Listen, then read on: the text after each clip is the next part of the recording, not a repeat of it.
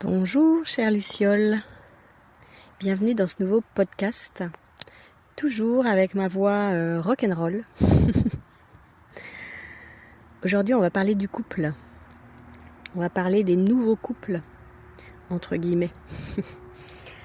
Et je vais partir d'un point important pour moi, qui est une de mes valeurs fondamentales, une des choses qui me tient le plus à cœur. Il y en a plusieurs, mais il y en a une en particulier, qui est justement la particularité de chacun, prendre en compte les particularités de chacun. Pour moi, il y a quelque chose de très très très important, c'est vraiment de pouvoir personnaliser au mieux pour chacun tout ce qu'on peut trouver en matière de, que ce soit du matériel, que ce soit des soins spécifiques de santé classique ou de psychologie ou de monde émotionnel, plein d'articles, d'accessoires. La chose pour moi qui est la plus importante, c'est de personnaliser. Pourquoi ? Certainement parce que pour ma part, j'ai été mise dans le tas comme tout le monde à l'époque où j'étais enfant et où ma vraie personnalité finalement n'avait pas la place de s'exprimer.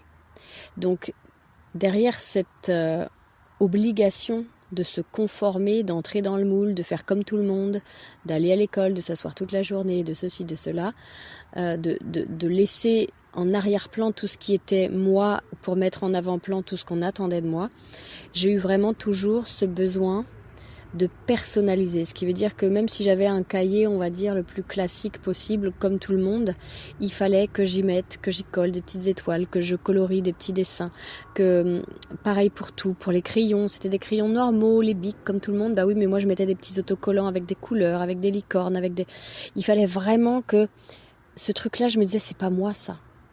Et c'était le reflet de ce que moi, même, en tant qu'être vivant, je ressentais. Sauf que ça, je ne le savais pas à l'époque. C'est pas moi, ça.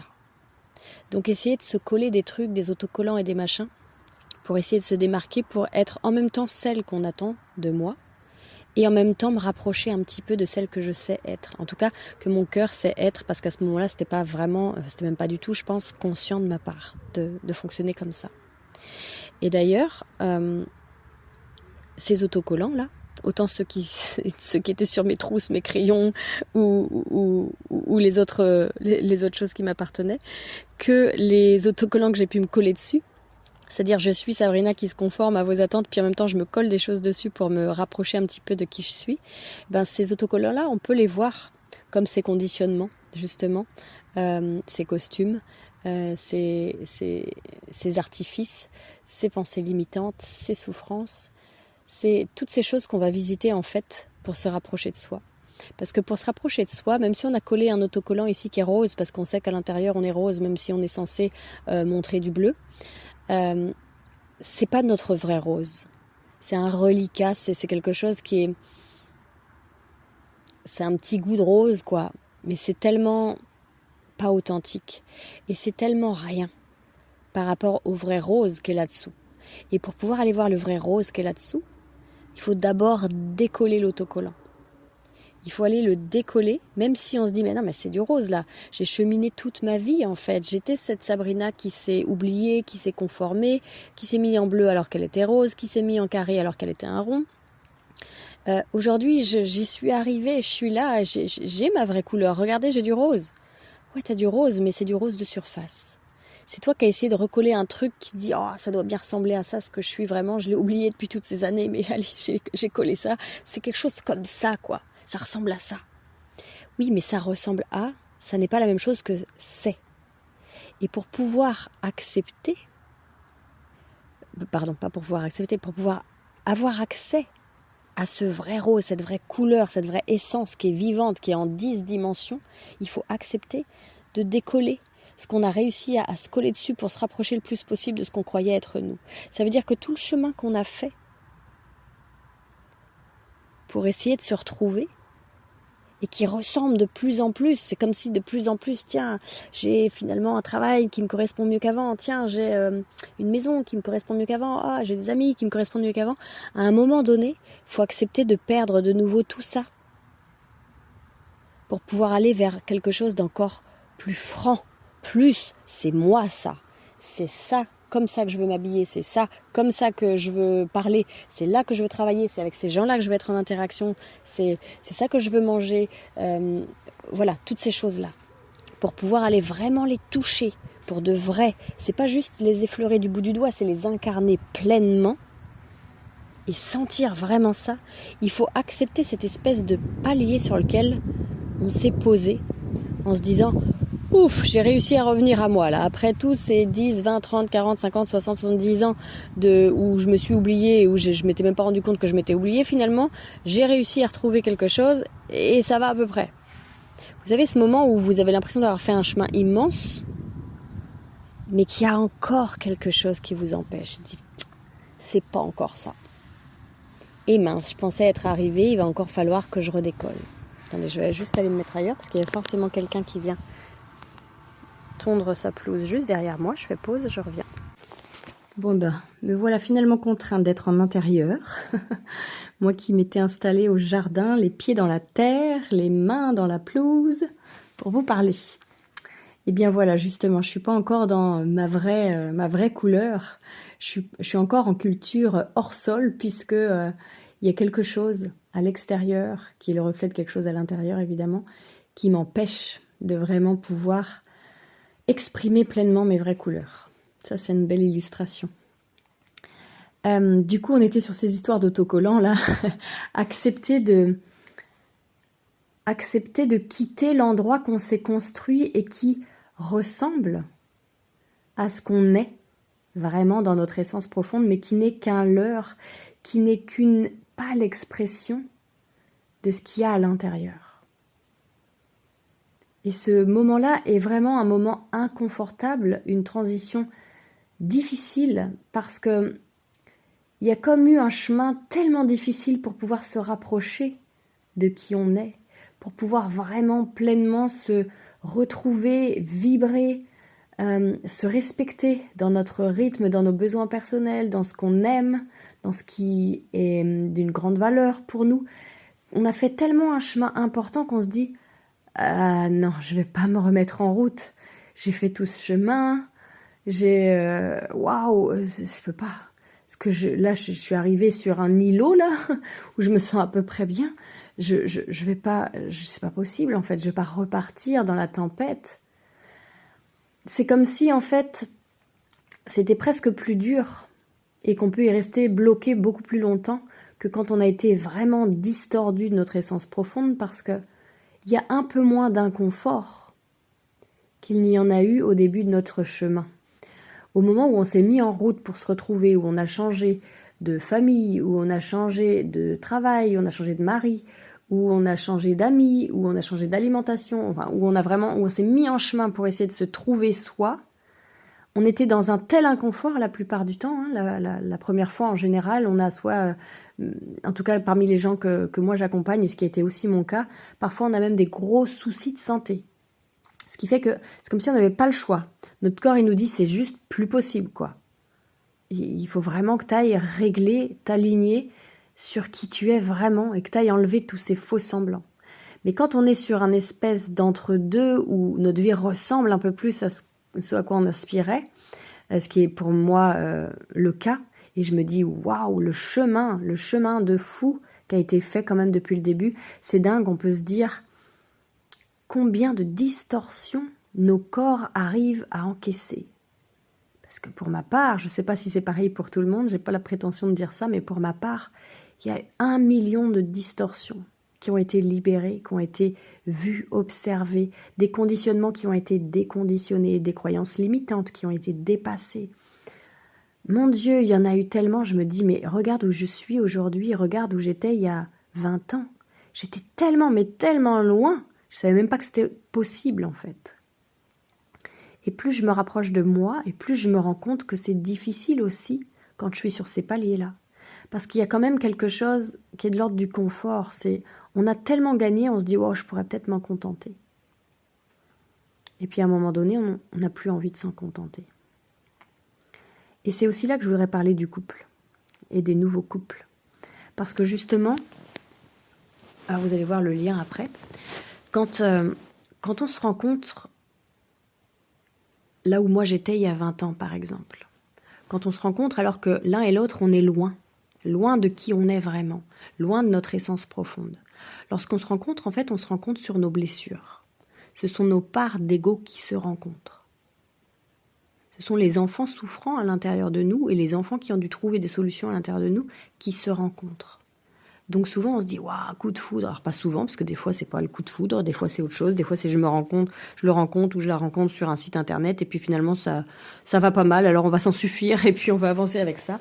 Peu importe, toutes les histoires sont bonnes à apprendre.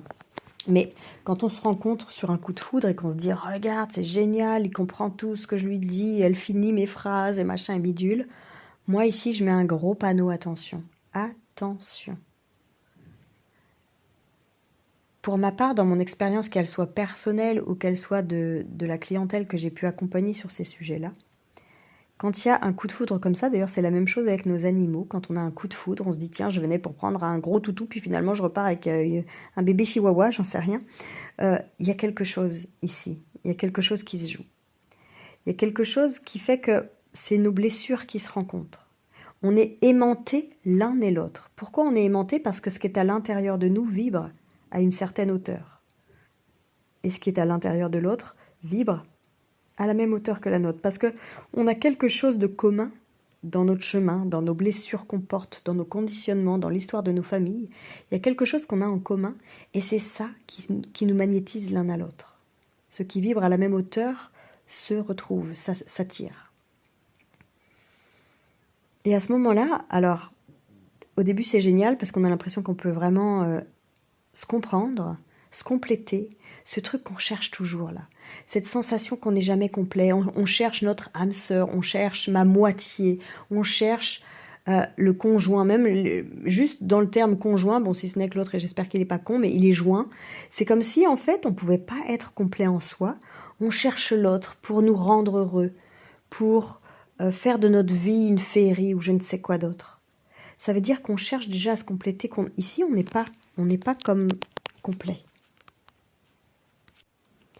Et c'est vraiment intéressant d'aller voir, par exemple, on va juste voir un exemple d'ego qui se renvoie la balle. Alors ego, quand je dis ego ici, pour moi je veux dire des parts souffrantes. Hein. Donc souvent c'est des petits-enfants, les petits-enfants intérieurs, à l'intérieur de nous qui communiquent en fait. C'est pas les grands qui sont aux commandes et qui entrent en relation, ce sont les petits qui communiquent. Par exemple, on va voir un couple ici avec l'un des deux, là on va dire, je sais pas moi, le monsieur qui est en dépendance affective. Dans son histoire, il a manqué d'un papa, il a manqué d'une maman, il a manqué de sécurité, il a manqué d'affectif, il a manqué de tout ça. Et du coup, il a envie qu'on s'occupe de lui. Il a ce besoin vraiment... il a l'impression qu'il ne va pas réussir à s'en tirer tout seul, qu'il n'est pas capable, qu'il a besoin de l'autre pour vivre, qu'il a besoin de l'autre pour exister. Donc il arrive avec cette blessure plus ou moins consciente dans son couple. Et puis on va dire madame, par exemple, si on est sur un couple homme-femme, madame, elle arrive avec la cape de super-héros. Parce qu'elle a appris dans son enfance, dans le conditionnement de sa famille, qu'elle a intérêt d'être utile si elle veut être aimée. Il peut y avoir 1 milliard de raisons qui font que cette chose-là se sème dans une vie, mais elle a ça. Elle se dit, moi, pour être aimée, je dois être utile. Donc elle va essayer, c'est pas quelque chose de conscient, mais elle va attirer à elle quelqu'un auprès de qui elle va pouvoir se rendre utile. Et monsieur, lui, il a besoin de quelqu'un pour s'occuper de lui. Donc forcément, il se trouve bien comme ça. Monsieur, il a quelqu'un qui s'occupe de lui, et madame, elle peut être utile auprès de quelqu'un. Donc en fait, ici, les enfants intérieurs sont confortés et sont super, se trouvent en sécurité. On est quand même sur une base extrêmement bancale. Et autant avant, autant de nos parents, c'était, plutôt de nos grands-parents d'ailleurs, plus que de nos parents, c'était relativement possible de vivre toute une vie de couple comme ça, avec évidemment quand même des difficultés, des hauts, des bas, mais on pouvait quand même tenir toute la vie comme ça. Autant maintenant, à notre époque, nous les adultes d'aujourd'hui, c'est beaucoup plus délicat. La vie, elle nous amène à autre chose, elle nous appelle à autre chose, elle nous attend ailleurs. Dans cette évolution de masse qu'on est en train de vivre en accéléré depuis quelques années, vraiment la vie nous veut droit dans nos bottes. Elle ne veut pas en train de nous reposer sur les autres.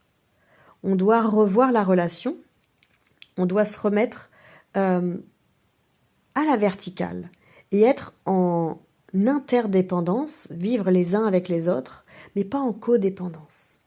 Ce qui veut dire que les couples aujourd'hui, ils vont vraiment aller dans la souffrance quand en fait ils sont formés sur ces parts blessées. Au début ça peut fonctionner, puis au bout d'un moment ça marche plus du tout.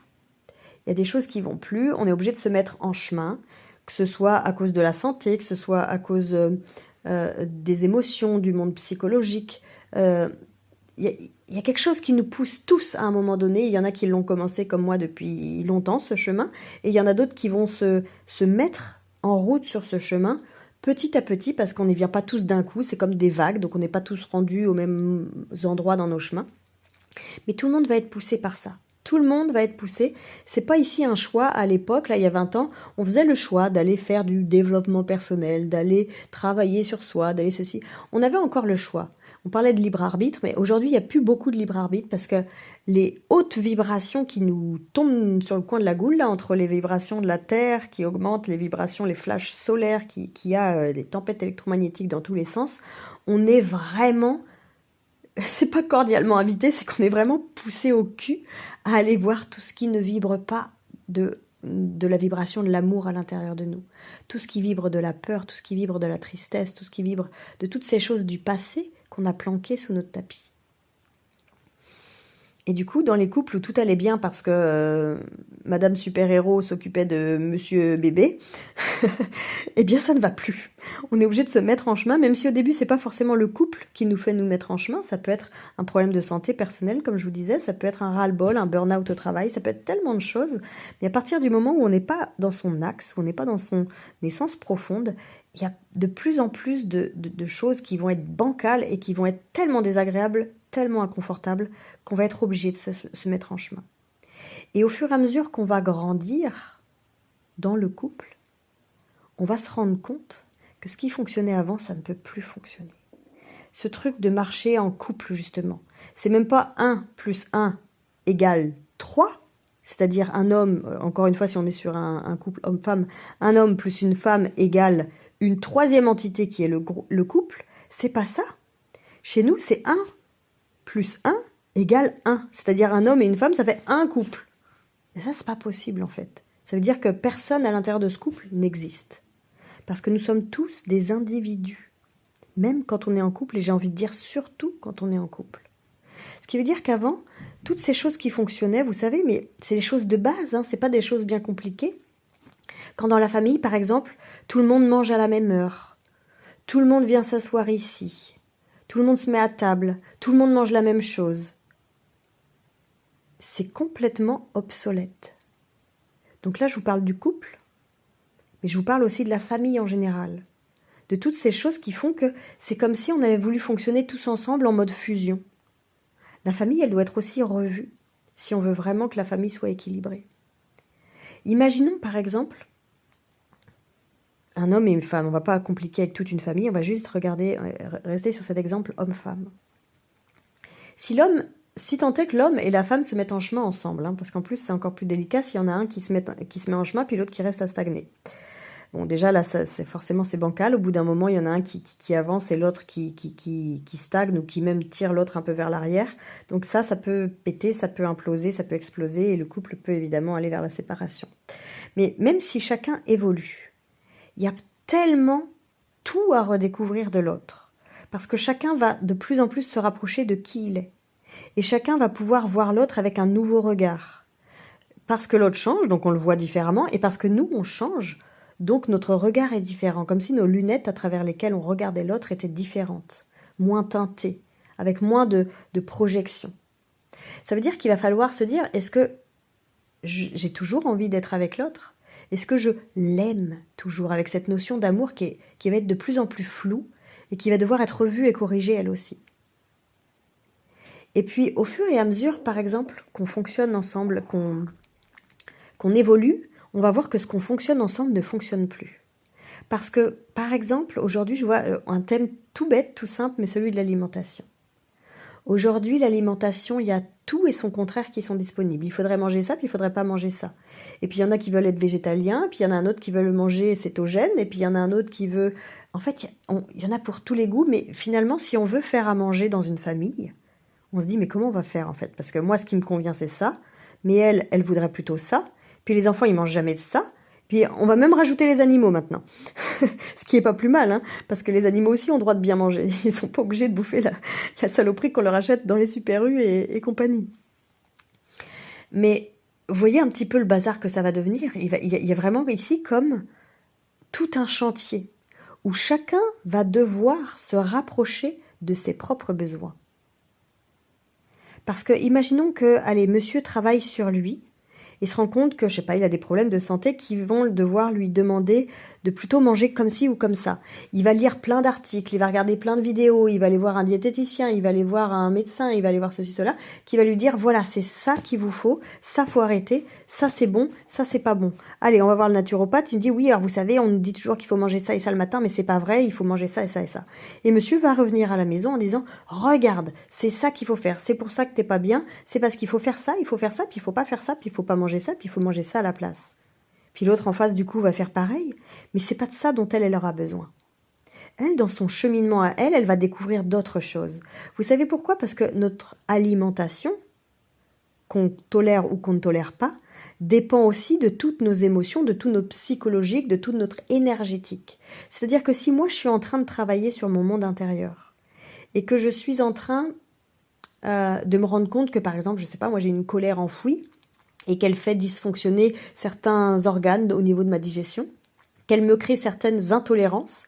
Ces intolérances-là, elles sont propres à mon histoire à moi. Que ce soit mon histoire personnelle ou l'histoire de ma famille, mais c'est propre à mon histoire. Vous savez, par exemple, je ne sais pas si vous avez déjà entendu cet audio-là qui date d'il y a bien longtemps.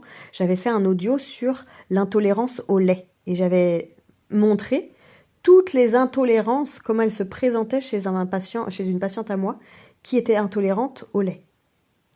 Et c'était de tout. Bref, je vous invite à aller l'écouter si vous voulez. Mais du coup, dans son histoire à cette patiente-là, le lait était devenu une intolérance parce qu'il y avait un sens en fait dans son histoire. Donc il ne s'agit pas ici de dire le lait, que ce soit celui de vache ou quoi que ce soit, c'est pas bon pour la santé parce que ceci, parce que cela. Outre le fait que c'est vrai que la façon dont on traite les animaux, les vaches laitières, leurs veaux, la façon dont on les nourrit, la façon dont on prend leur lait, toutes ces choses-là sont complètement hors vivant. Mais en dehors de ça, l'histoire de chacun fait que certains tolèrent le lait, certains ne le tolèrent pas, certains ce sera pour un temps court, certains ce sera pour un temps long, des fois chez certains ça fera tel symptôme, chez d'autres autre chose, mais en tous les cas c'est quelque chose de très personnel. Ce qui veut dire que peut-être ce qui est la problématique chez l'un ne va pas l'être chez l'autre et au contraire serait peut-être même une solution. Et ce qui, à un moment donné, a été une problématique chez vous, peut, à un moment donné, si vous avez travaillé sur vous, devenir une solution. Vous savez, les intolérances, qu'elles soient alimentaires ou autres, je les ai accompagnées à moult reprises, que ce soit chez moi, pour moi-même, ou chez mes clients. Et quand on va libérer les origines psycho-émotionnelles et énergétiques qui sont à la base de ces intolérances, les intolérances, elles peuvent disparaître. Ce qui veut dire que si à un moment donné, vous avez arrêté de manger ça, ça et ça dans votre alimentation parce que vous étiez intolérant et que vous avez fait un chemin vers vous-même, un chemin de retrouvailles avec vous-même, de mieux-être, de libération, il se peut qu'aujourd'hui, ces intolérances-là, vous ne les ayez plus. Sauf que vous avez tellement peur de remanger ce truc qui vous a rendu tellement malade pendant tellement de temps avant que vous sachiez que c'était ça qui vous rendait malade, qu'aujourd'hui, vous n'osez même pas le manger de nouveau. Alors que peut-être, quand vous avez un problème de santé ou quoi que ce soit, vous allez aller voir un naturopathe ou je sais pas quoi, et il va vous dire, il faut manger ça. Et là, vous allez être en colère et vous dire, bah oui, mais non, moi, je suis désolée, j'y suis intolérant, et puis j'ai été intolérant 30 ans de ma vie avec ce truc-là. Personne ne me l'a dit, je l'ai découvert par moi-même. Maintenant, j'ai plus envie de le prendre. Vous voyez, tout ça, ça change. Tout ça, ça n'est jamais fixe. Nous ne sommes pas fixes, nous ne sommes pas figés, nous sommes des êtres de mouvement, d'adaptation perpétuelle, d'équilibre perpétuel, de libération, d'encrassement perpétuel. Donc on est toujours en mouvement. Et on n'est pas en mouvement en même temps que l'autre quand on est en couple. On n'est pas deux pièces, on n'est pas deux jumeaux qui seraient, même pas des jumeaux qui seraient comme c'est même pas des jumeaux parce que les jumeaux sont différents l'un de l'autre, comme si on était, je sais pas, un reflet de l'autre dans le miroir, et que du coup, ce que tu fais, je le fais, ce que je fais, tu le fais, et en fait, ma vérité, c'est ta vérité, et ta vérité, c'est ma vérité. Non. Ce qui veut dire qu'aujourd'hui, possiblement, pour vraiment être en couple, il est possible que l'un des deux mange quelque chose, là je parle de l'alimentation, mais vous allez voir que c'est sur tous les autres sujets aussi, mange quelque chose de telle façon, et que si l'autre fait la même chose, ça va être exactement le problème pour lui. Il se peut qu'il y ait quelqu'un ici dans le couple qui ait besoin de manger 3 repas par jour. Et il se peut que l'autre en face ait besoin de faire 5 micro-repas dans la journée. Alors comment on va faire? Est-ce qu'on va être obligé de se mettre tous à table en même temps, comme on le faisait avant là? Allez, on se met tous à table, et puis on mange tous la même chose, et puis... Non. Aujourd'hui, c'est plus compliqué que ça. On nous demande de retrouver ce qui nous est personnel. Et je suis presque sûre qu'à un moment donné, on pourra se retrouver en commun. Et d'ailleurs, on peut le faire de temps en temps encore, hein, se trouver en commun, des temps où on prend quelque chose qui convienne à tout le monde, à un moment qui convient à tout le monde. Et pour moi, il est important de passer par toutes ces transformations internes qui vont passer autant par notre étape psycho-émotionnelle et énergétique et spirituelle que par le physique, le concret, le tangible qu'est l'alimentation notamment. Et je suis intimement persuadée que toutes ces choses-là, à un moment donné, je ne sais pas dans combien de temps, parce que malheureusement, je suis visionnaire à au moins 10 ans d'avance en général, mais j'espère que ce sera moins de 10 ans cette fois-ci. Je suis sûre qu'à un moment donné, ça fera partie des nouvelles recommandations. Des recommandations de « Ah bah finalement, maintenant, il faut que chacun s'écoute ». Et le jour où on sera rendu là, ce sera super chouette, à moins que certains s'emparent de ça pour faire un nouveau dogme. Il n'y a pas de dogme en fait, ça change à tout instant. Il n'y a pas de vérité, même ce que je suis en train de vous dire là. Et ça, c'est quelque chose aussi que je vois au niveau du sommeil. Pour moi, c'est une aberration de devoir dormir ensemble. Et alors moi, je ne dors pas en couple depuis, je ne sais pas combien de temps, depuis 20 ans, peut-être bien. Déjà parce qu'au niveau des ronflements, pour moi, personnellement, c'est impossible de me reposer s'il y a quelqu'un qui ronfle à côté de moi. Mais parce que moi, personnellement, j'ai toujours ressenti que j'avais besoin de ce moment de la nuit, qui est un moment où on se régénère, pour vraiment pleinement pouvoir me débarrasser, entre guillemets, des émotions, des énergies des autres, des vibrations des autres. Pour moi, c'est un moment où c'est précieux de se retrouver seul avec soi-même pour qu'on puisse vraiment être juste nous, en lien avec nous-mêmes. Il y a certaines personnes qui sont, notamment celles qu'on va parler d'empathes ou ce genre de choses, qui peuvent comme se gorger des émotions, des énergies, des pensées, des vibrations des autres dans leur environnement. Et quand on est endormi, c'est la même chose. C'est pas parce qu'on n'est pas conscient, parce qu'on est en train de dormir, que ça ne se passe pas. Ce qui veut dire qu'à aucun moment, ces personnes qui sont de véritables éponges arrivent finalement à être comme une éponge à la fin de la vaisselle, là qu'on étreint bien, et qui n'a rien à l'intérieur d'elle, sauf juste ce qu'elle est, une éponge. Ces personnes, et c'est notamment le cas pour les enfants, ça c'est quelque chose que les enfants, les bébés m'ont appris. Ces bébés qui dorment avec leurs parents et qui finalement ne dorment pas bien. Et les parents disent je sais pas quoi faire parce qu'il dort avec nous en cododo, donc je vois pas ce que je peux faire de plus.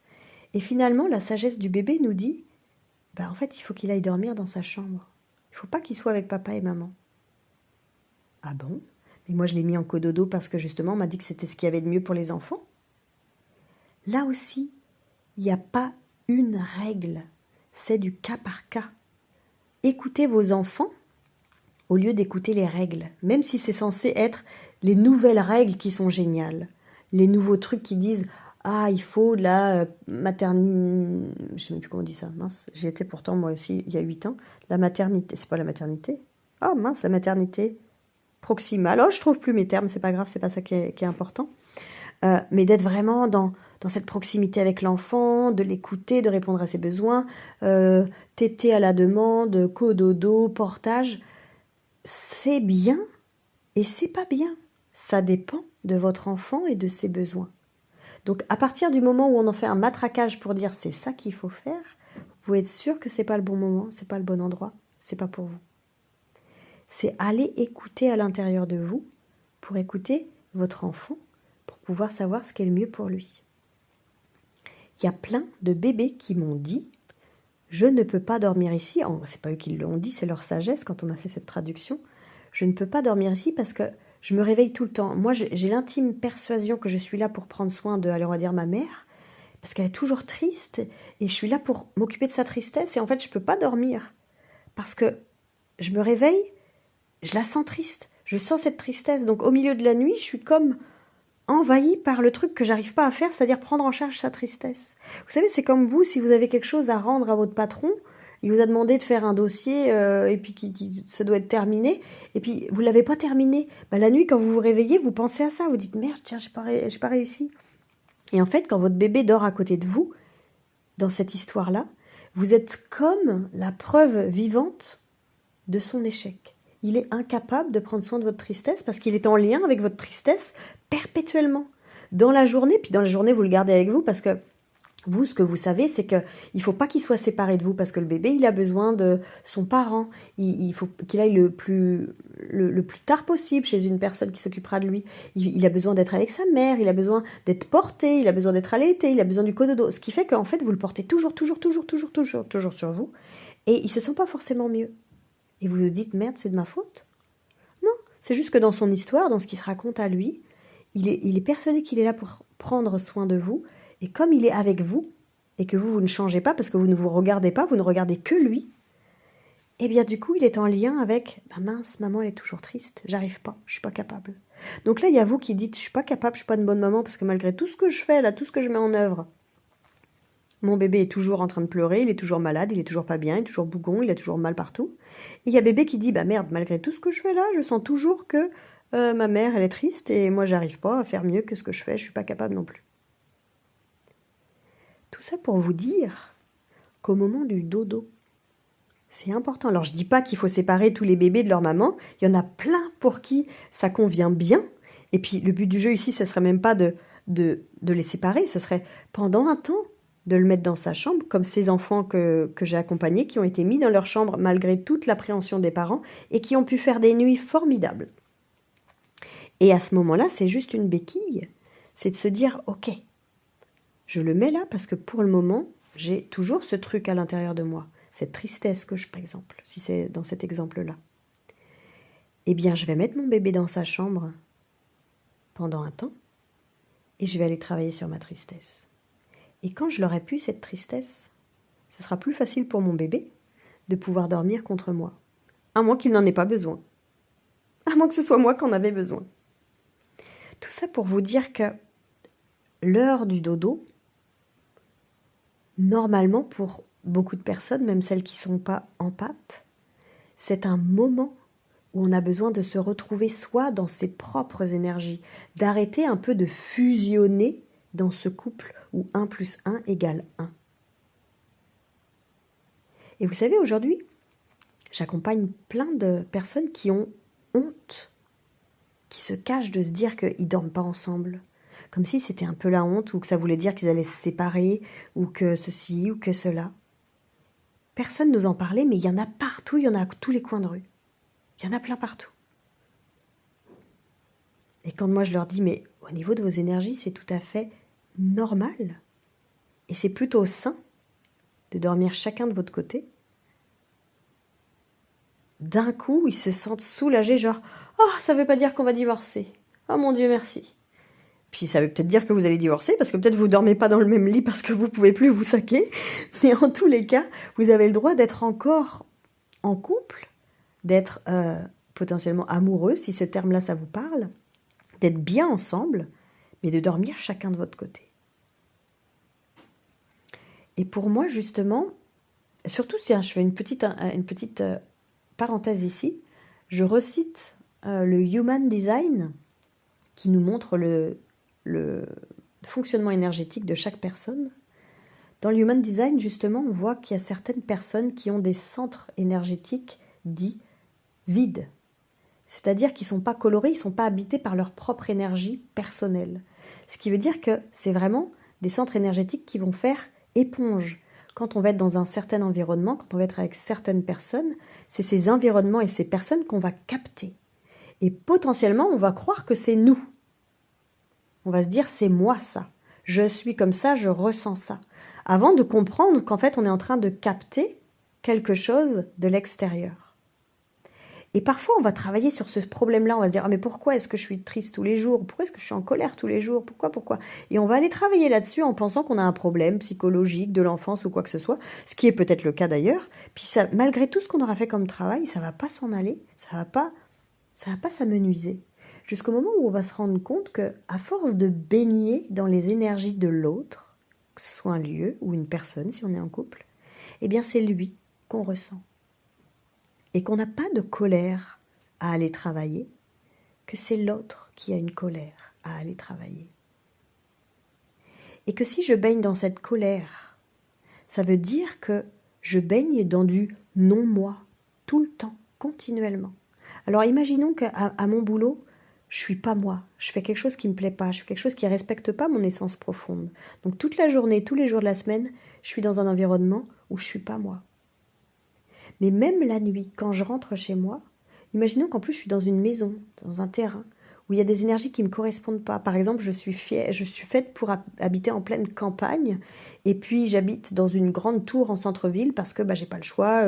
Je sais pas, moi, j'ai pas suffisamment d'argent pour me payer un loyer en campagne, ou simplement je suis pas au courant que j'ai besoin de la campagne, et donc j'habite en colocation avec 5 autres personnes, et qu'en fait ça me correspond pas. Donc le lieu sur lequel je vais arriver après avoir été à mon boulot qui me correspond pas, j'arrive sur un lieu qui me correspond pas. Et après, je vais dormir avec quelqu'un. Et du coup, je vais pas encore être avec quelque chose qui me correspond. C'est pas que la personne en face ne me correspond pas, c'est que je ne suis pas en lien avec moi-même. À aucun moment, je ne suis seulement moi. Je suis toujours tous les masques que je mets sur moi, je suis toujours tous les lieux que je capte, et je suis toujours l'autre. Et l'autre, c'est là que c'est le plus important. C'est pour ça que je voulais parler de couple à travers ce partage. Parce que les relations d'humain à humain sont bien différentes évidemment d'une relation de lieu à humain, par exemple. Donc de dormir avec quelqu'un dont les ondes cérébrales, les ondes générales envoient quelque chose et viennent nous remplir parce qu'on est côte à côte dans le lit, c'est pas formidable. Alors je suis pas en train de vous dire de vous séparer, d'aller faire chambre à part forcément, mais peut-être que vous, ça peut vous parler par rapport à ce que vous pouvez ressentir. Pour moi ici, on est vraiment en pleine reconstruction du couple, de la famille, de tout ce qu'on nous avait imposé. Un couple, c'est comme ça. Un couple, ça fonctionne comme ça dort comme ça. Une famille, ça fonctionne comme ça doit faire ça. Non, tout ça, c'est comme les grandes structures extérieures qui sont en train d'être démantelées pour être reconstruites. C'est comme la politique, c'est comme la médecine, c'est comme l'éducation nationale. Le couple et la famille, ce sont aussi des grandes instances qui sont en train d'être démantelées et qui ont besoin d'être revisitées. Pour le bonheur de chacun, de la collectivité et de la Terre, parce que la vie, elle nous veut des êtres uniques. Elle nous a fabriqués comme êtres uniques. C'est un non-sens total de faire tous la même chose, de manger tous pareil, d'avoir des règles pour tout le monde. Il faut qu'il y ait des règles, il faut qu'il y ait un cadre, on est d'accord. Par exemple, j'ai même pas d'exemple à vous donner pour l'instant, mais sur des choses comme l'alimentation et le sommeil, qui sont des domaines extrêmement importants pour le bien-être, le bon fonctionnement du corps physique, mais des corps aussi subtils, c'est tellement important de se dépêcher de renouveler ça et de se dire ici, c'est chacun qui sait pour soi et c'est chacun qui doit aller à la recherche de qui il est, pour savoir lui-même de quoi il a besoin. D'arrêter de se faire dicter par l'extérieur qu'on doit manger, les produits laitiers sont nos amis pour la vie ou je ne sais quelle autre connerie. C'est à chacun d'aller voir, est-ce que si je mange des produits laitiers, je me sens bien? Oui. Si oui, est-ce que ce sera toujours le cas? Non. Et sinon, est-ce que ce sera toujours le cas? Et c'est pareil pour le sommeil. On nous dit dormez avec, j'en sais rien moi, un matelas, une couette et un pyjama, dormez à deux, fermez vos volets, je ne sais pas ce qu'on nous dit d'autre. Mais allez visiter ce qui est bon pour vous. Peut-être que ce qui est bon pour vous, c'est de dormir dans une pièce très fraîche. Peut-être que c'est de dormir dehors. Peut-être que c'est de dormir tout seul. Peut-être que c'est de dormir sur un tapis de gym par terre. Peu importe ce que c'est. Il y en a qui vont peut-être mieux dormir avec les volets ouverts et d'autres avec les volets fermés. Mais ça peut paraître tellement bête ce que je vous dis, mais ça a tellement d'importance. Parce que c'est vraiment se rapprocher de plus en plus de qui on est. Et je vous assure que le chemin peut être très long. Très, très, très, très long.